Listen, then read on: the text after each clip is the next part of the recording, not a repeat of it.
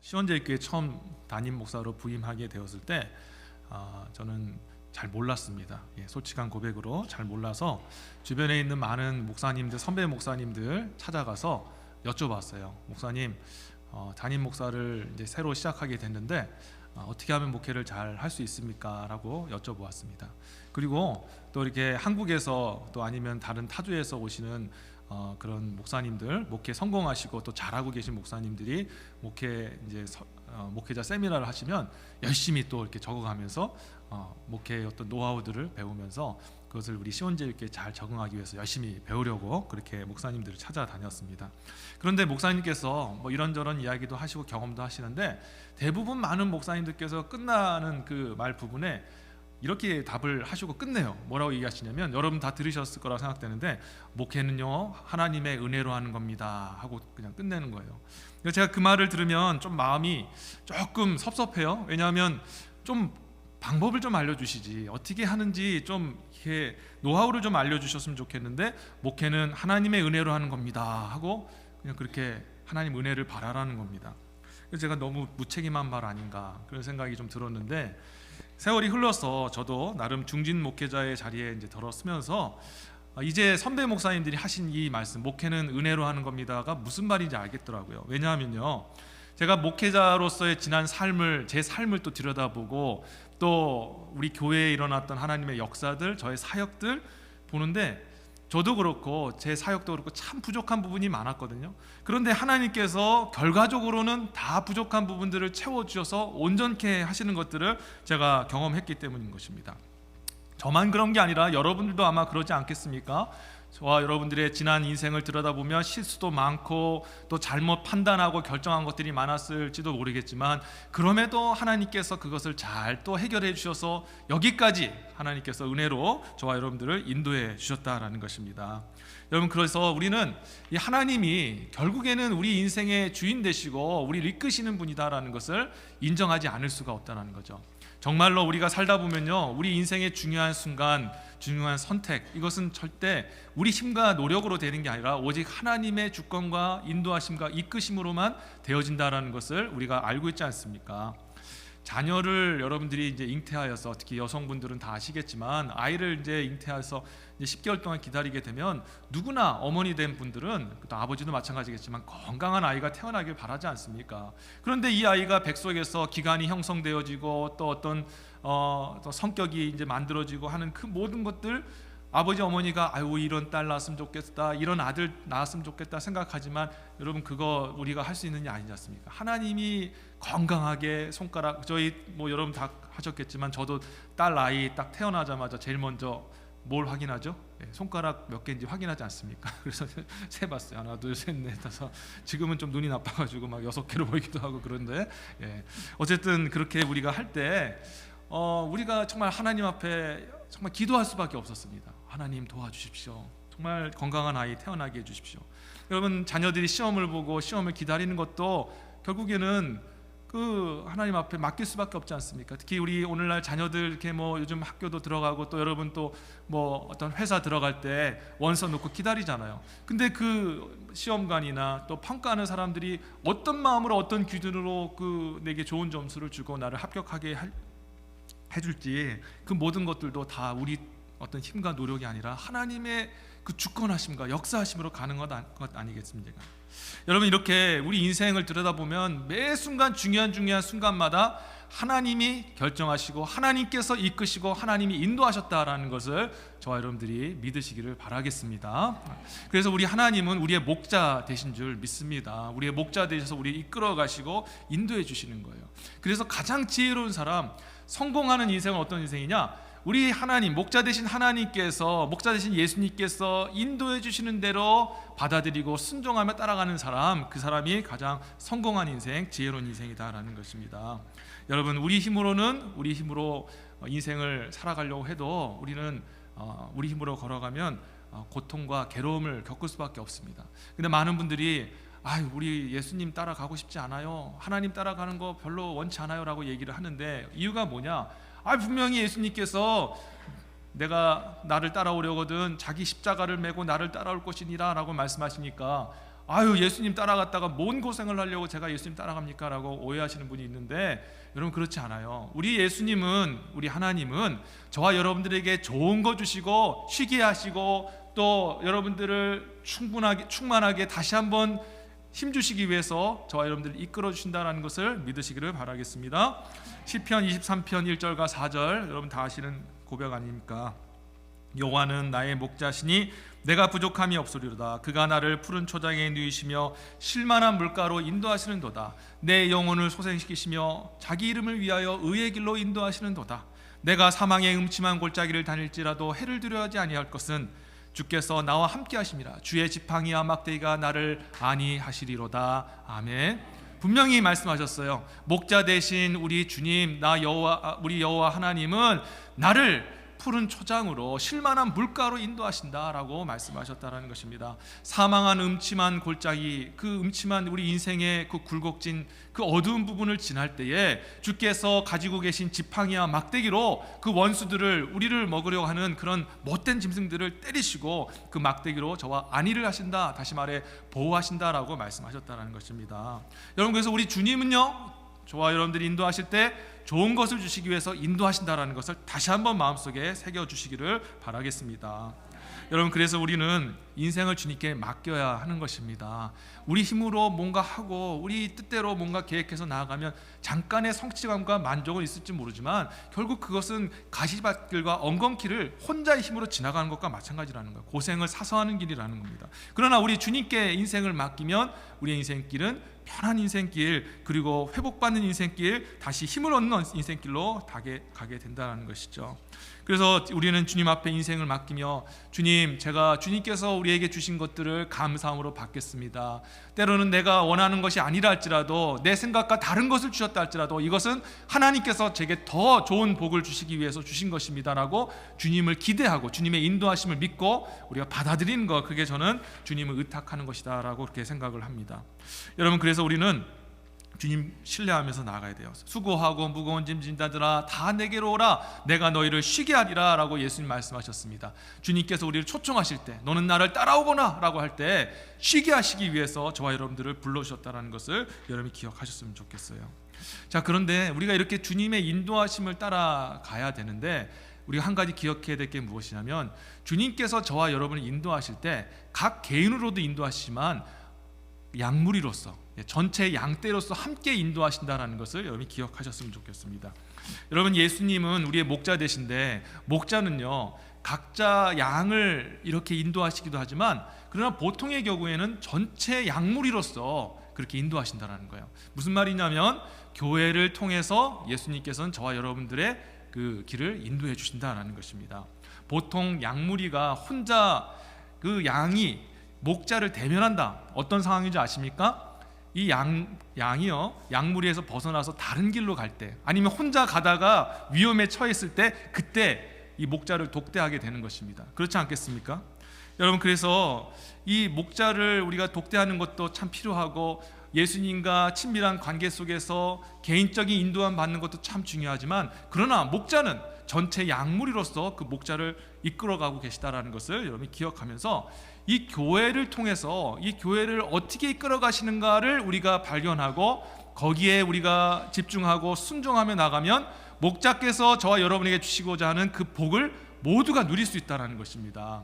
여러분, 그래서 우리 모든 성도님들이 오늘 말씀을 통하여서 목자 되신 예수님이 특별히 각 개인을 넘어서서 우리 주님의 양떼된 이 교회를 어떻게 인도하시는가, 그리고 인도하실 때 우리에게 주시는 복이 무엇인가를 같이 좀 살펴보기를 원합니다. 자, 그러면 먼저 살펴볼 게 무엇이냐면, 주님께서 우리 양떼된 저와 여러분들을 인도하셔서 우리가 순종하여서 주님이 원하시는 길로 갔을 때 주어지는 축복이 무엇이냐라는 것이죠. 그게 바로 오늘 본문의 47절에 나와 있습니다. 자, 다시 한번 보시겠습니다. 47절, 하나님을 찬미하며 또 온 백성에게 칭송을 받으니 주께서 구원받는 사람을 날마다 더하게 하시니라. 아멘.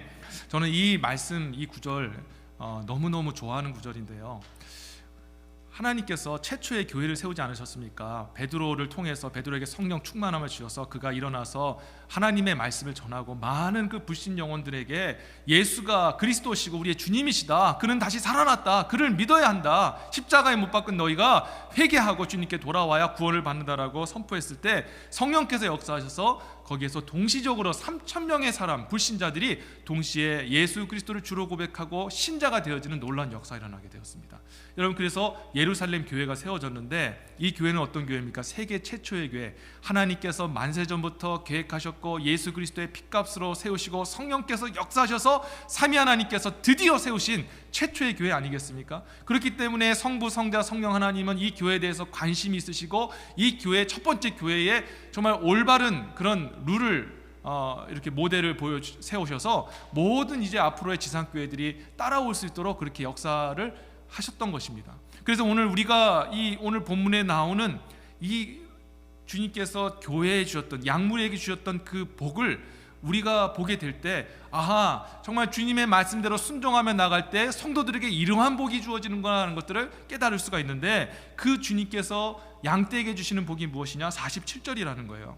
그게 뭐냐? 하나님을 찬미하는 것, 하나님을 찬미하는 그 기쁨과 감격, 그리고 온 백성에게 칭송을 받는다라는 것은 어떤 뜻입니까? 내가 그리스도인이 되었다는 것에 대한 그런 영적인 자부심, 내가 하나님 백성이 되었다는 것에 대한 그 감격함, 그리고 많은 불신자들, 구원받는 사람들을 날마다 더하게 하신다, 불신 영혼들이 주님께 돌아오는 것들을 보게 되어지는 그 하나님의 영광을 볼 수 있는 축복이 우리에게 주어진다는 것입니다. 여러분, 근데요, 많은 분들이 이렇게 얘기를 해요. 목사님, 하나님 찬미하는 게, 그리고 모든 백성에게 칭송을 받는 게, 그리고 구원받는 사람을 날마다 보는 것이 뭐 그렇게 기쁜 일이고 복이 됩니까? 저는 차라리 그것보다 저에게 많은 물질을 주시고 가족들 건강케 하시고 하는 일마다 잘 되어지고 그렇게 살아가는 거, 그게 저는 진짜 복이라고 생각합니다. 전 그걸 사모합니다라고 그렇게 생각하는 분이 계실지도 모르겠습니다. 여러분, 우리가 물질을 얻고요, 저는 여러분들이 하나님께서 기왕 좀 하나님께 열심히 일할 때, 사업할 때 잘 되어지기를 주님으로 축원합니다. 잘 되어지길 바랍니다. 그리고 여러분들의 가정에도 복이 임하길 원하고 자녀들도 잘 되고 여러분의 삶도 풍성해지기를 진심으로 축복합니다. 그런데 여러분, 이런 축복이 있지만 이런 축복은 잠깐 우리에게 만족을 줄 수밖에 없습니다. 여러분, 정말 진정한 그런 만족은 어떤 만족이냐? 내 영혼에서부터 흘러나오는 기쁨, 정말 내 영혼에서부터 흘러나오는 참 감격이 하나님께서 주신 복이라는 것을 여러분 믿으시기를 바랍니다. 그 어떤 좋은 것을 얻는 것보다 내 영혼이 기뻐하고 감격하고 정말 그 하나님의 영광을 보면서 그렇게 하나님의 그 임재를 체험하는 것, 그게 진짜 행복한 겁니다. 여러분, 찬양을 하면서 하나님과 교제함의 그 황홀경이 한번 정말 경험해 보신 적이 있나요? 제가 한번 예전에도 예화로 말씀드렸지만 몇 해 전에 IC의 교단 총회, 시카고에 있는 그 호프 칼리지라는 곳에서 이제 총회를 했습니다. 저희는 이제 다른 모임을 하고 이제 마지막 총회가 끝나고 이제 폐회 예배하는 데 참여를 하게 되었는데요. 우리가 이 예전에 그 한 10여 년 전에 리치필드 예배당에서 예배를 드렸잖아요. 거기서 예배를 드리셨던 분도 계실지도 모르겠는데요. 그 예배당 참 좋습니다.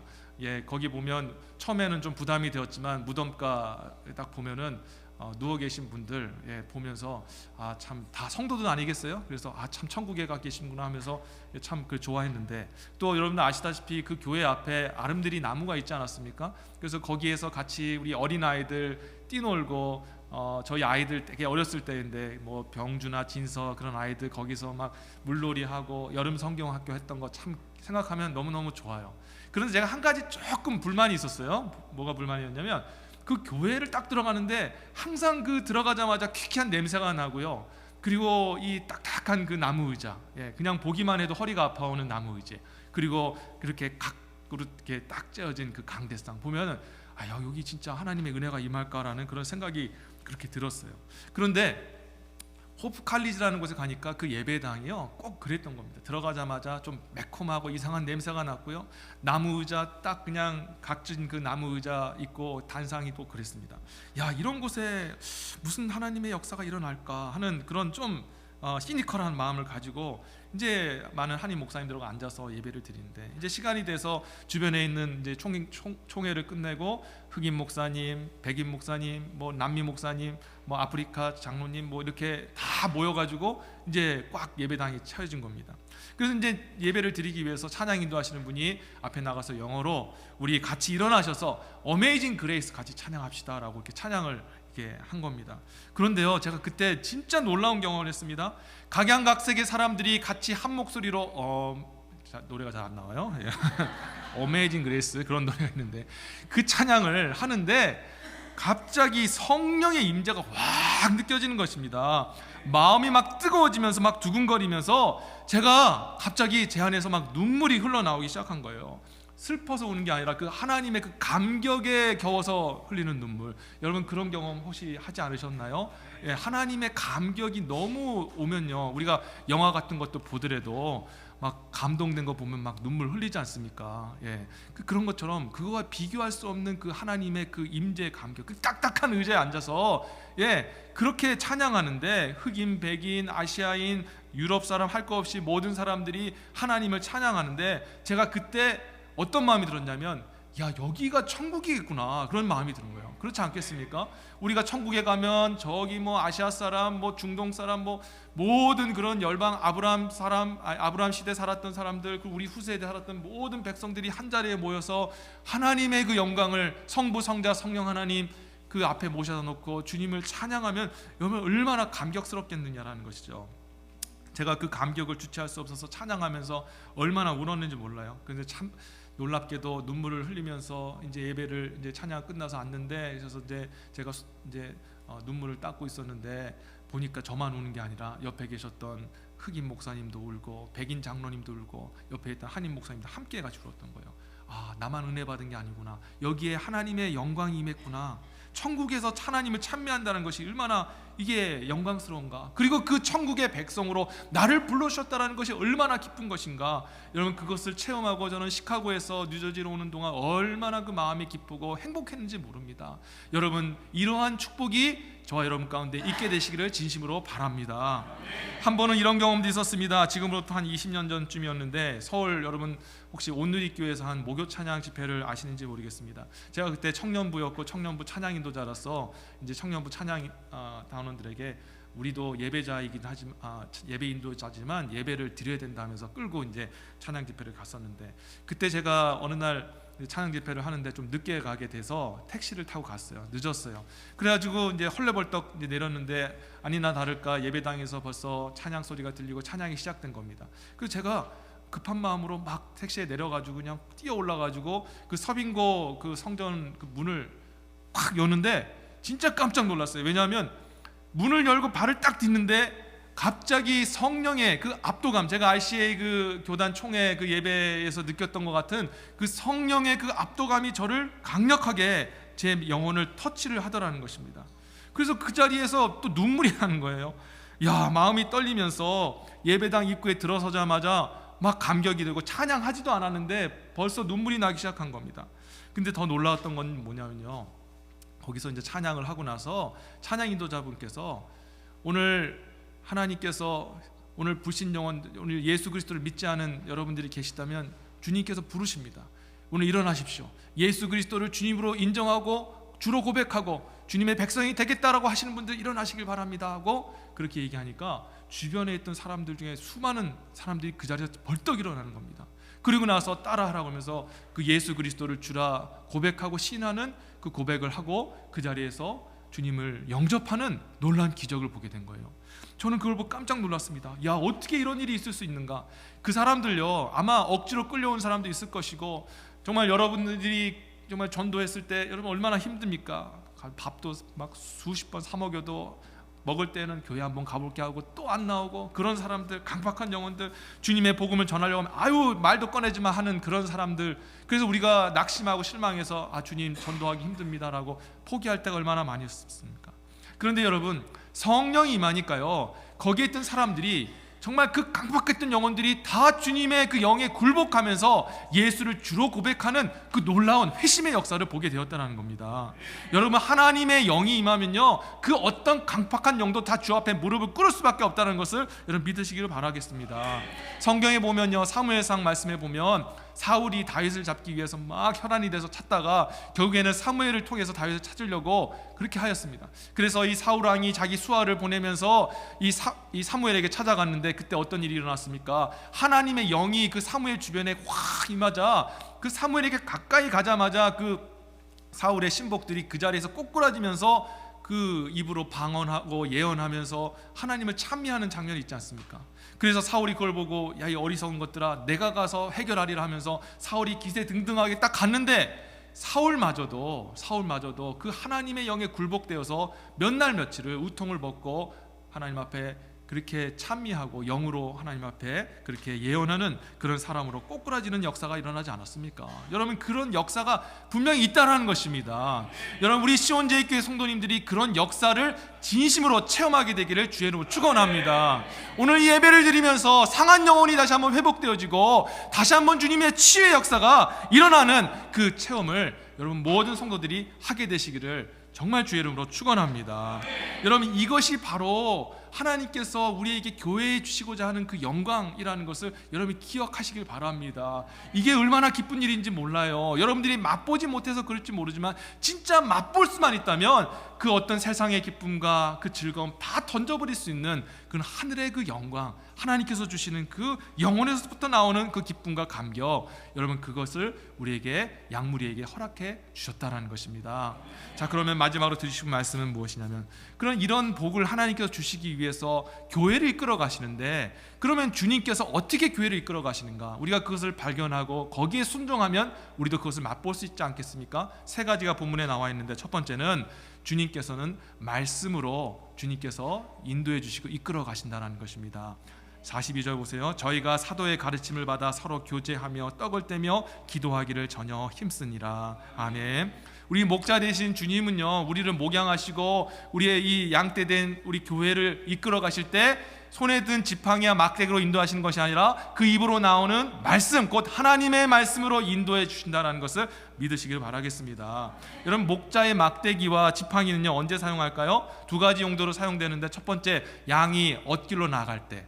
여러분, 양이요, 무리로 가다가 가끔씩 그렇게 고집 부리는 놈들이 하나씩 있거든요. 그러면은 이제 딴 길로 가고 그러다가 어디에 빠지고 걸리고 그러면은 매 그러면은 그때 목자가 이 막대기를 들고 와가지고 어떻게 합니까? 목자의 그 지팡이 보셨습니까? 이 끝부분이 이렇게 동그랗게 돼 있는데 그게 뭐냐면요, 그 멀리 떨어져 있는 그 양의 목을 딱 걸어가지고 확 당기는 겁니다.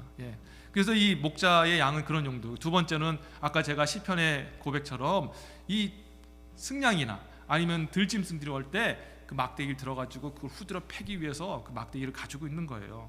여러분, 목자가 양과 여러분들이 이끄실 때 여러분 이 막대기를 들면 이거 위험한 신호입니다. 그러면 어떻게 주님께서 인도하시느냐? 그 입의 말씀으로 여러분 저와 여러분들 인도하신다는 거예요. 요한복음 10장 27절에 보면 예수님 말씀하셨거든요. 내 양은 내 음성을 들으며 나는 저희를 알며 저희는 나를 따르느니라. 아멘. 성령께서 교회를 이끌어 가시고 복된 자로 인도하실 때 반드시 말씀을 통하여서 이끌어 가신다. 여러분, 그래서 여러분들이 복 받으려면요, 먼저 하나님의 말씀을 여러분 집중하시고 귀 기울이시기를 진심으로 축원합니다.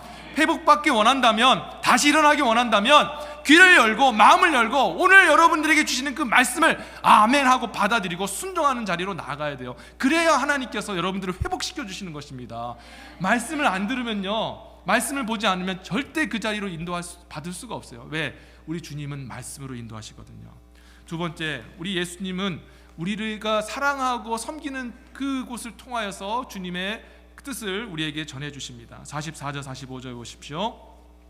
믿는 사람이 다 함께해서 모든 물건을 서로 통용하고 또 재산과 모든 소유를 팔아 각 사람의 필요를 나눠주고. 아멘.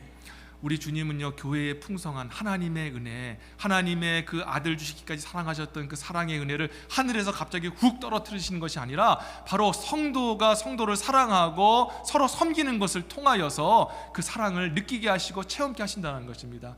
교회 안에 가난한 성도가 있었고 부한 성도가 있었습니다. 그런데 성령께서 그 마음에 감동을 주셔가지고 부한 성도들이 자기의 재산을 팔아서 그것을 나누었습니다. 그리고 가지고 있는 물건들 같이 공용하면서 사용했던 거예요. 하나님께서 부한 성도들에게 마음에 감동을 주셔서 사랑과 섬김의 마음을 주셔서 그들을 섬기게 하신 겁니다. 그래서 가난한 성도들은 그것을 통해서 하나님이 자기를 사랑하신다는 것을 그 부한 성도의 나눔을 통해서 체험하게 하셨다는 거예요. 그리고 부한 성도들은 어떻게 되었습니까? 하나님께서 당신의 아들을 주기까지 사랑하셨던 그 하나님의 사랑을 자기의 것을 나눔을 통해서 체험하게 하고 느끼게 하셨다는 것이죠. 하나님 아버지께서 성령을 통해 우리 교회를 모으시고 성도가 성도를 서로 사랑하게 하셨습니다. 섬기게 하셨습니다. 비록 사랑하고 섬기는 일이 쉽지 않은 일이고 많이 힘든 일이지만 그 일을 하고 우리가 거기에 동참할 때 하나님의 은혜를 맛볼 수 있다는 것을 기억하시길 다시 한번 주의 이름으로 축원합니다. 여러분, 그래서 쉽지 않겠지만 여러분 모여서 함께 같이 사랑하고 섬기며 나아가십시오. 그러면 하나님의 풍성한 은혜를 반드시 맛보게 되어 있습니다. 마지막으로 드리고 싶은 말씀은 예수님의 그 인도하심은 성도의 만남과 교제를 통해서 나타난다는 것입니다. 46절 보시오. 날마다 마음을 같이하여 성전에 모이기를 힘쓰고 집에서 떡을 떼며 기쁨과 순전한 마음으로 음식을 먹고 라고 기록되어 있어요. 성령께서 교회 가운데 역사하신 성령께서 성도들 마음속에 어떤 마음을 주셨냐면요, 모여라 하는, 모이고자 하는 마음을 주셨다는 것입니다. 왜냐하면 성령은 모일 때 역사하고요, 그리고 주님의 그 인도하심은 양무리를 통해서 역사하기 때문에 성령이 하시는 일이 무엇이냐? 모이게 하시는 일이다라는 것을 여러분 기억하셔야 됩니다. 모일 때 역사가 일어나는 줄 믿으시기를 바랍니다. 여러분, 제가 그 영광스러운 그 예배당에서 홀로 앉아 있었을 때는 물론 하나님께서 개인적으로 역사하실 수 있지만 역사가 나타나지 않았어요. 그러나 아시안 사람, 미국 사람, 흑인, 아버지와 중동 사람들 이렇게 모여서 같이 예배드리고 같이 한 자리에 모였을 때 성령이 그 자리에 임재하셨다는 것입니다. 여러분, 성도 혼자 있으면 하나님 뜻 알지 못하지만 분명히 모여 있으면요 반드시 알려주신다는 거예요. 성령께서 같이 교제하고 대화하는 가운데 하나님의 뜻을 알려주시고 함께 같이 예배드리고 함께 같이 말씀을 나누는 가운데 여러분 각자 개인을 향한 하나님의 뜻을 발견할 수 있게 된다는 거예요. 여러분, 우리가 주일학교 모임을 요즘 못하고 있지 않습니까? 함께 말씀을 나누고 교제하고 또 기도했던 그런 경험들 다 있지 않습니까?